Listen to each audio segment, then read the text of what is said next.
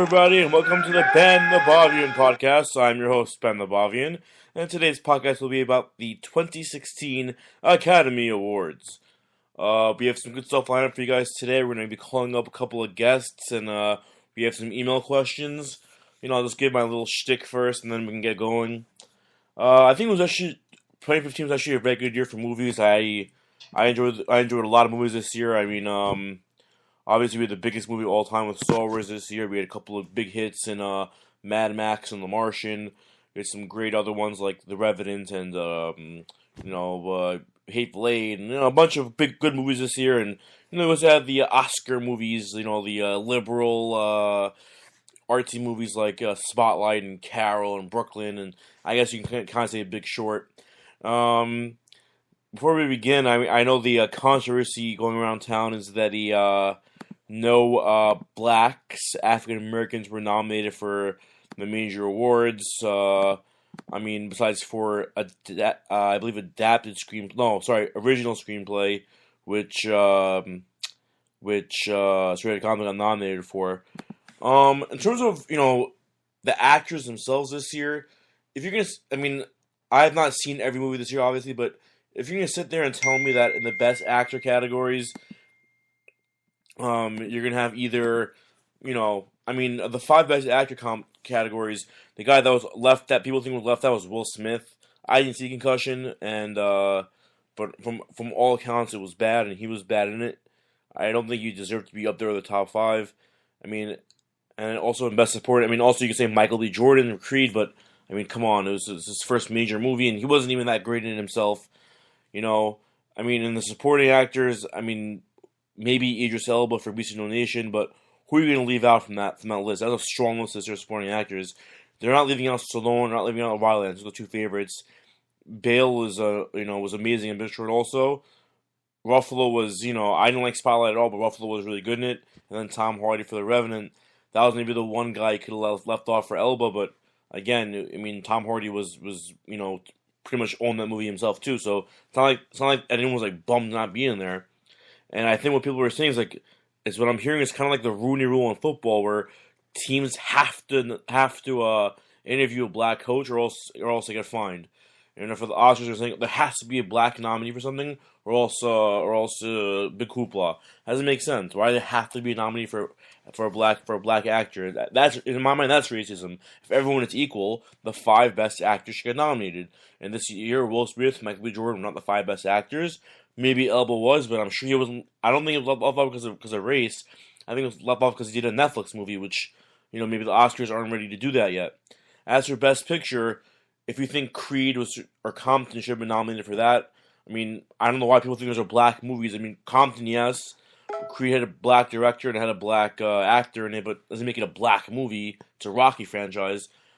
Could those have been nominated? Yeah, but I wouldn't put those ahead of Star Wars or Ex Machina. Those two movies are better than those two movies. Those movies should have been nominated also. So again, it's not like those are nominated, those were left off gloriously. There just wasn't enough space. And as for director, some people think Coogler should be nominated for for Creed. Come on. You're not leaving off Inarritu, you're not leaving off Miller. They left off Ridley Scott for crying out loud, and they want to put Coogler on. At the end of the day, they weren't.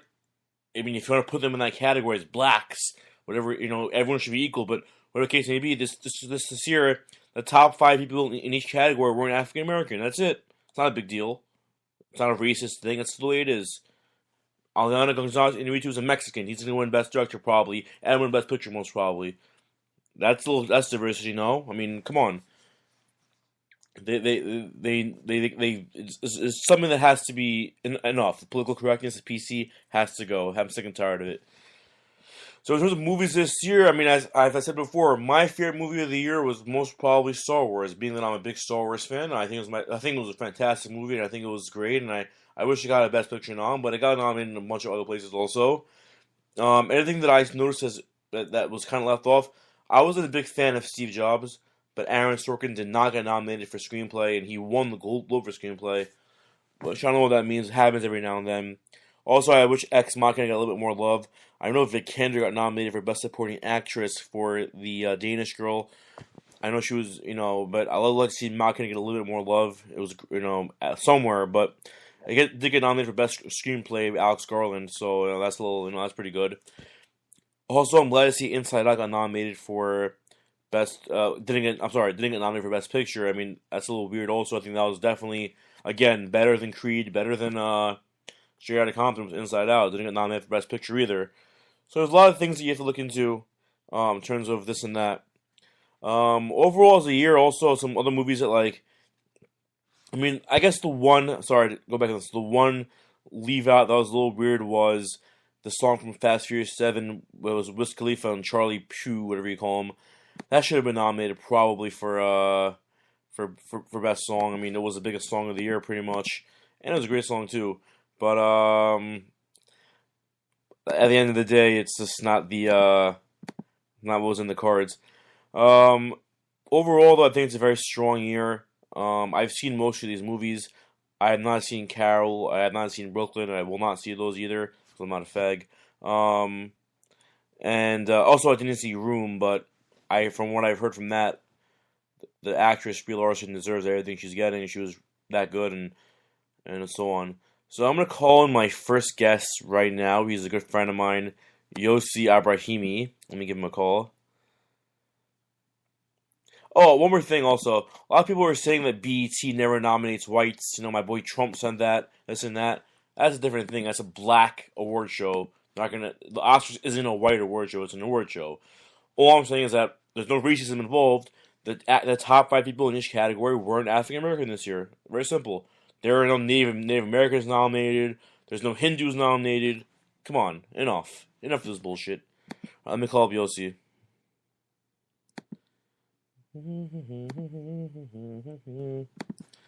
Let's get my phone ready to call up Yossi Abrahimi. Sorry, guys, 1 second. His number is. Yossi just told me to call him at 1:40. So, I gotta kill some more time to call Yossi.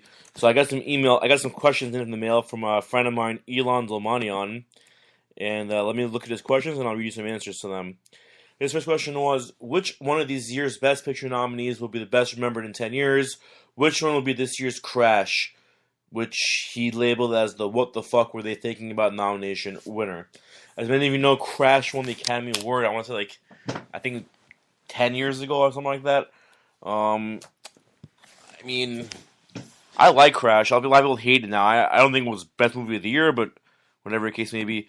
This year, I would say, I think Best Picture is between not what I think what I think it should be, what I think it's gonna be.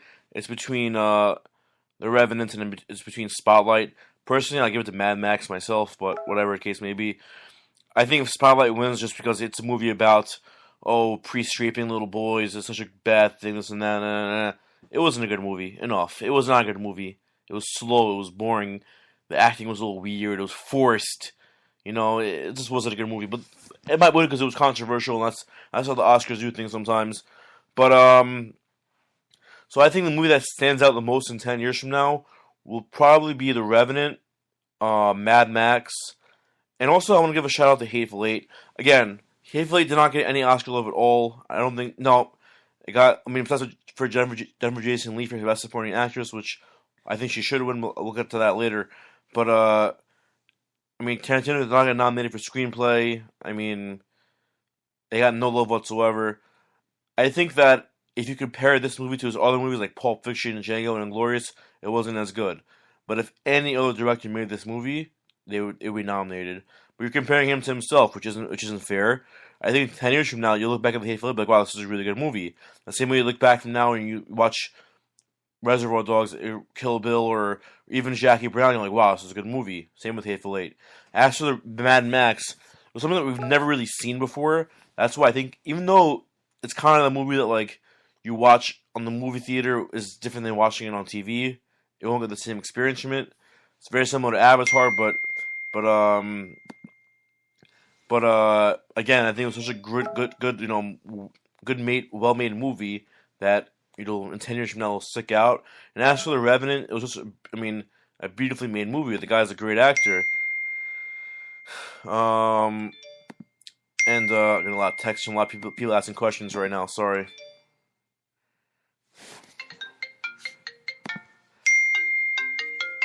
Yossi, you said 140. Okay, so I'll call you right now. I'll call you right now. Bye. All right, so Yossi's ready for me to call him.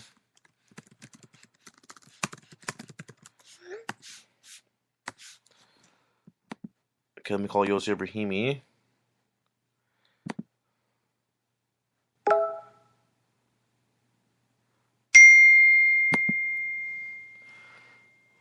Ronnie, please stop texting me, you stupid faggot.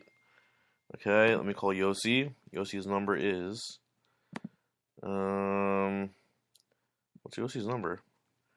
516-319-4922.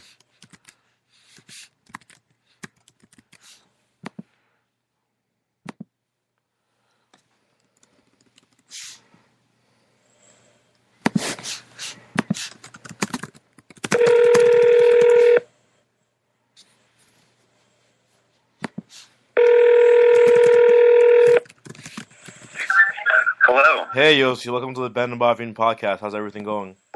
Glad to be here. Thank you so much. All right, so time is short. What are we talking about right now? Catch me up. Basically, I was just giving my shout outs on the movies of the year. What I thought this year's movies were, and what I thought about the whole black situation.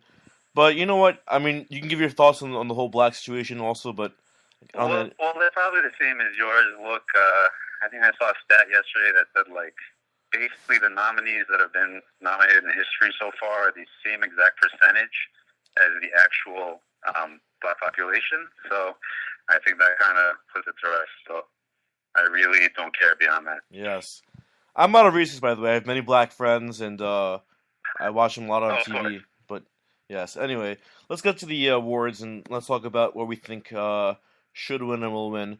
I think let's start with Best Animated Feature. The nominees were Anomalisa, Boy in the World, Inside Out, Shaun of the Sheep, and When Marnie Was There. I've obviously only seen one of these, Inside Out, but I would have to go with Inside Out. Obviously, I think it's IMDb ranked top 100 also right now, which is pretty crazy.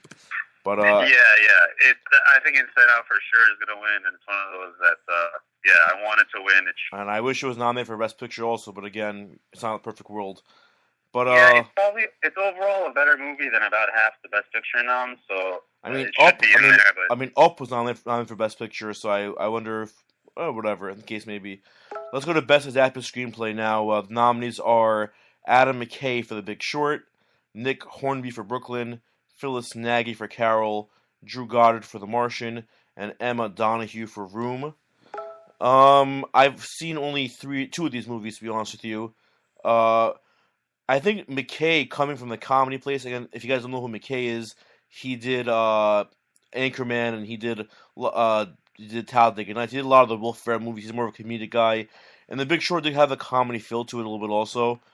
I think he's got a lot of buzz about him right now for director, which I don't think he'll get. That's why I think he might win this, because he has the buzz for director. Or maybe they'll give it to Goddard because they didn't nominate Ridley Scott for director, and they want to give The Martian an award. I mean, either of those. I thought The Martian had some great dialogue in it. I actually like the scenes, not with Damon talking to the camera himself, but like the scenes in NASA with Jeff Daniels and Ejiofor and everyone else talking. I thought it was a well written movie. Yeah, that's where I disagree with you a lot. I wasn't as big of a Martian fan as everyone, but I think it could win in that category. So we'll see. Now for Best Original Screen, and again the biggest snubs in Best Original. There's no Sorkin, who won the Globe for this, and there's no Tarantino. But the nominees are Joel and Ethan Coen for Bridge of Spies, Alex Garland for Ex Machina, Inside Out, McCarthy for Spotlight, and the Straight Outta Compton guys. I know Spotlight will win this 100%. I don't think it should, but it will. If I had to give it to one of these, I'd give it to Ex Machina or Spies, but Machina especially. Yeah, I kind of look. I didn't see Spies. I kind of wish this would go to Ex Machina or Inside Out. That'd be pretty cool. It's gonna go to Spotlight. Mm-hmm. The one thing I will say, especially with this whole Seahawks controversy that's going on, they might toss this one to